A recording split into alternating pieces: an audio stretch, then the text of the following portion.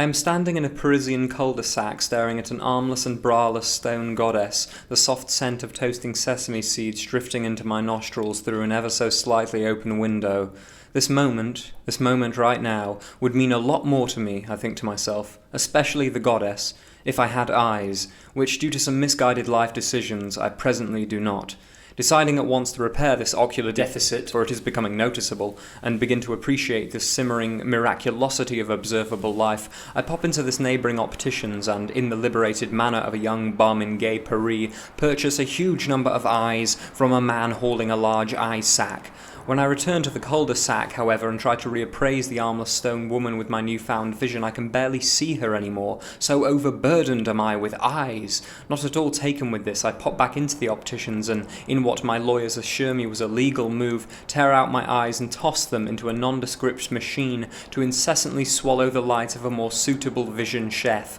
Leaving once more, feeling fresh and coddywampling the streets toward the Opera Comique where I intend to pay my respects, I gaze on the world around me with a newfound veneration and awe. I did not realize how much eyeless people like me stand privileged in their unique view on the viewable world, how much more sacred the looked at looks when you are physically unable to look at it, but look at it just the same, I feel, looking at it. Every face, every letter, every car light, every umbrella is a little crack in the colourless wall of heaven, letting every imaginable and unimaginable sight in. Outside the Opera Comique, in Place Boulle-Dure, staring into the gorgeous street lamp bouquet, I feel my eyeless gaze chance upon the eyeless gaze of another. I feel an eyeless other's unsight share the seeing of this streetlight's unseeableness, and I turn and I see her, and she sees me. Her name is October. She is a blind painter from Germany. We start talking, keep talking, then go to eat toasted sesame seeds at this American ingestion boutique, which stands on the same spot where Gertrude Stein, in revenge for one too many fat jokes, convinced the blind James Joyce she was a cat. It is a wonderful meal. We then go to a car park and lie on the floor, making cement noises, trying to blend in, and stretch our arms and legs along the Seine, trouncing through marvellous globs of Frenchness all night, sharing seeds and, where possible, knowledge. This building, famous for housing many paintings, is in actual fact a painting of a building, housing many buildings of paintings, and this advertisement on its side is not in fact an advertisement, but an enormous painting of one, which far from advertising an iPhone 11, is promoting human brotherhood, peace, and wisdom. This man, in bitterness for not being believed when he introduced himself as John one time, has devoted the rest of his life to convincing others that his name is John. The dry cleaners behind this living but very, very slow fox is the former residence of the wrestling genius Dolph Krutz, the only man to successfully kill himself using a choke slam. I admire him. October tells me she would prefer to see hair in the place of fingers than fingers in the place of hair, and that she thinks this man chose a red turtleneck to hide the fact that his neck looks exactly the same way underneath. We watch this man running by the Seine. Go, I say, go man! Go, go man!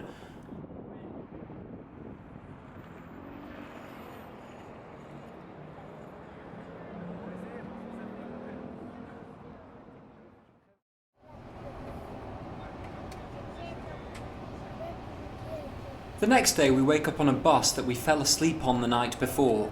It rolls through the French countryside in a southerly direction. Rather than ask the driver to let us off, we decide to stay on and see where it goes.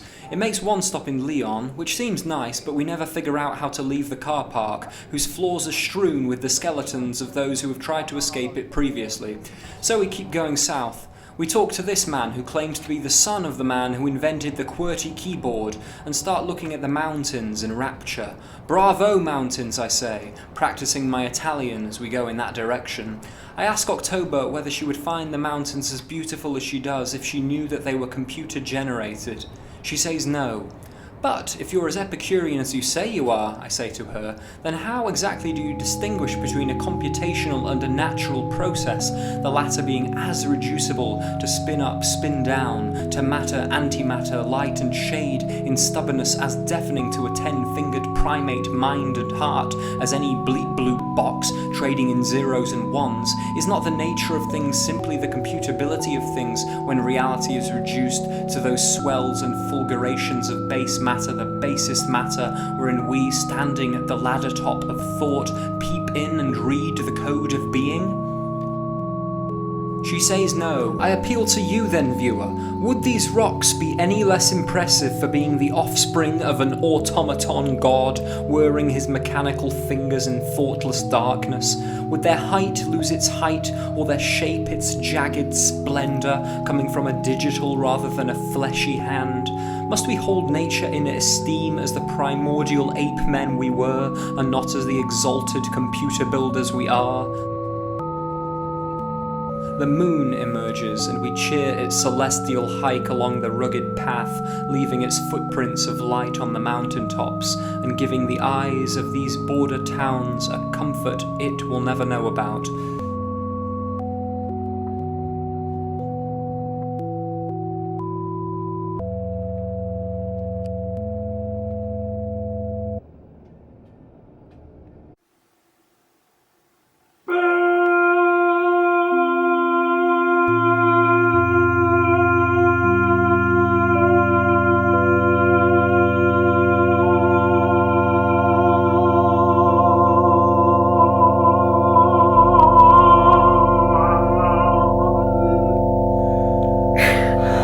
The mountains are still visible the next day in Turin, the city where Jean-Jacques Rousseau lost his virginity and Ludovico Einaudi gained his. October and I breakfast in this yellow building on toasted sesame seeds, malt loaf, kefir, dried cranberries and fruit tea. Maybe if I keep honking my horn, the world will listen to me, a man bellows.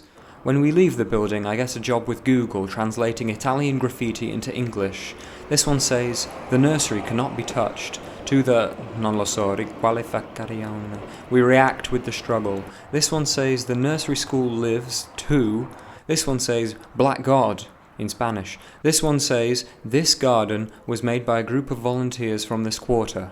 You must care for it. Do not enter it. Do not trample it underfoot. Do not bring your dogs to do their needs. Thank you." And this one says, "What is it that possesses the plebs to scribble curses on the city walls? Any other word would do. Write me X or something. No one can take any umbrage with me X. Even this old man likes me X, and not just because he's wearing a Chairman Mao hat." "What's he doing?" October asks. "I don't know," I say. "Let's watch."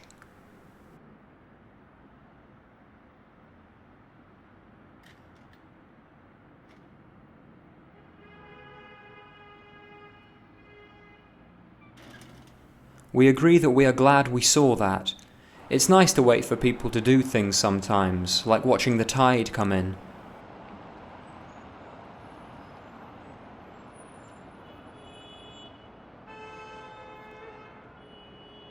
Turin is a beautiful and noble city with an icy Franco-German twinkle in its not especially Italian eyes, which I would gladly call my home, however ill-sufficient my translation career is for rent at the minute.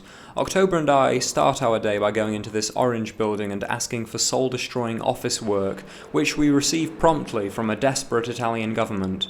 We write emails for 20 minutes before our souls are sufficiently destroyed for us to cross the street to the church, where we weep before these hands and watch this screen count all the way down, feeling like we are at a computer's funeral, listening to the recitation of a computer-generated elegy.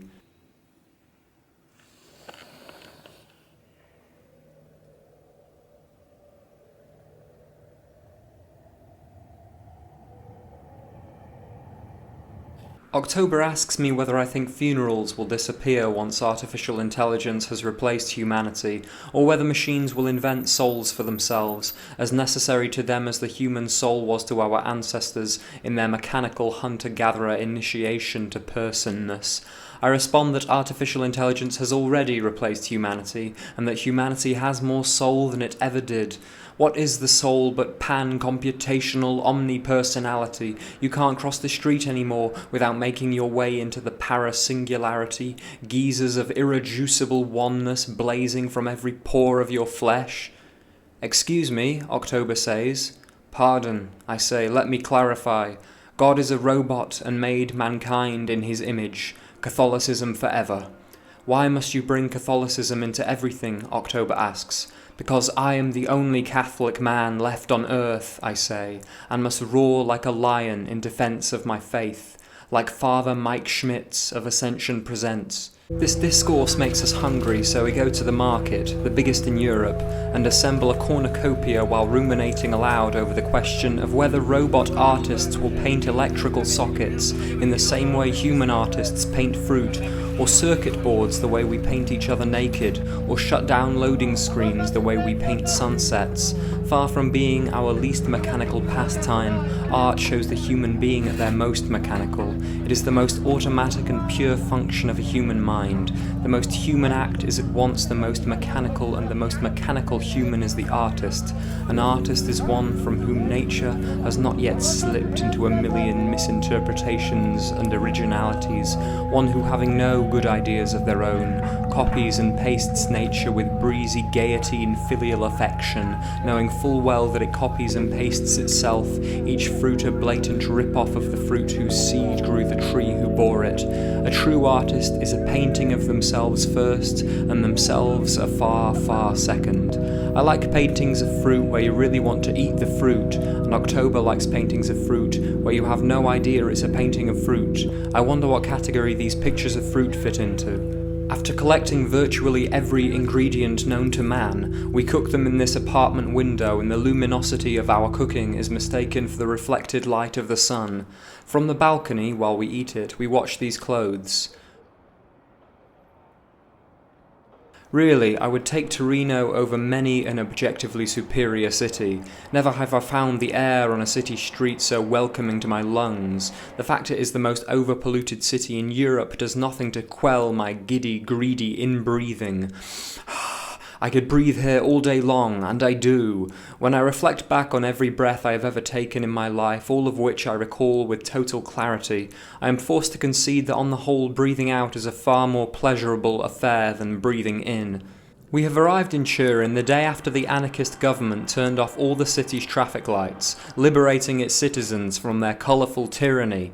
Due to the consequent near certainty of death by automobile, most of the Turinese seem to get around by bike, or indeed by running. After I finish filming them, I ask these men stripping the paper from the cylinder how much they get paid. They respond that they are unpaid nihilist activists, steadily trying to remove all content from the universe. When October questions this grey jumper-wearing multicoloured sheep dispensary man what drives him in life, he responds, very little. Not this dome, but one of the domes around here contains the Shroud of Turin, a piece of cloth which shot to superstardom on May 28, 1898, when a photographic negative of it revealed the face of a man who, for convenience sake, everyone assumed was Jesus Christ. If only every image of God were produced by such evocative happenstance. The Church made a silly mistake in allowing people to depict God. They should have been patient for the real pictures, amusing themselves in the meantime with tessellations and optical illusions, keeping the image of God the Son, let alone the Father and the Holy Spirit, in the strictest possible confidence. Religious art should not be created but emerge. It's a job for blind people and for God. We go to the Turinese Symposium of Theological Aesthetics, where October decides to wait outside and dwell on the problems facing Epicurean artists today, while I go in and scream at everyone for being idolaters.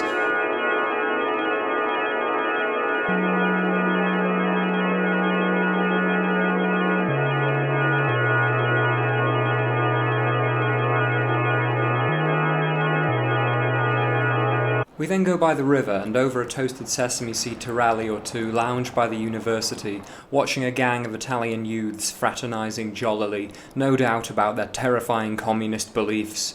There is a view behind us so beautiful that this picture of a woman bequeaths it her permanent grin. We cross over to the other side of the river, and I ask October cosa possono fare gli artisti dell'umanità che gli artisti della macchina non potranno mai fare. Der Mensch als Künstler kann sich darüber Gedanken machen, worüber er sich keine Gedanken macht, kann das malen, formen und singen, was er nicht malt, formt oder singt. Während das Bewusstsein der Maschine sich seiner selbst ständig bewusst ist, bleibt das des Menschen ihm verschlossen.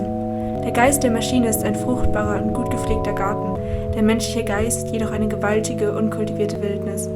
Während jede Maschine ist, was sie ist jeder Mensch tief in sich zugleich auch sein eigenes Gegenstück. In seinen Tiefen trägt er den Punkt in Raum und Zeit mit sich, der sich am weitesten von seinem Hier und Jetzt entfernt.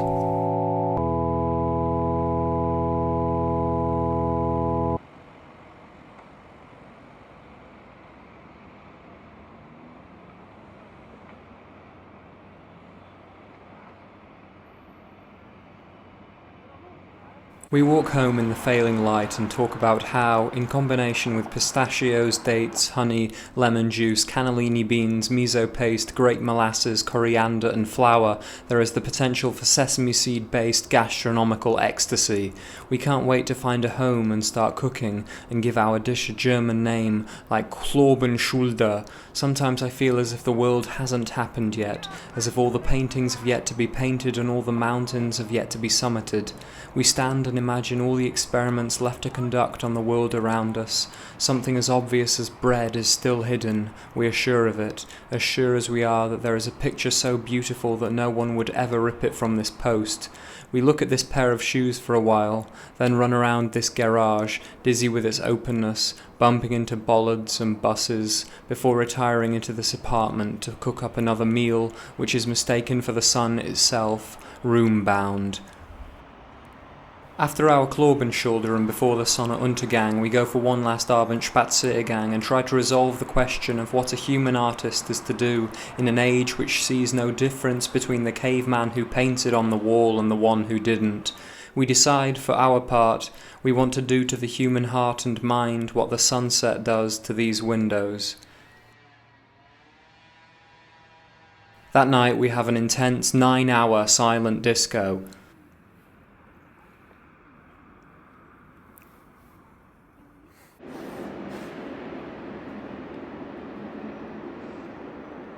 The next day we go from Turin train station to Milan train station, where we debate whether the 1-hour overlay is enough time to see Milan.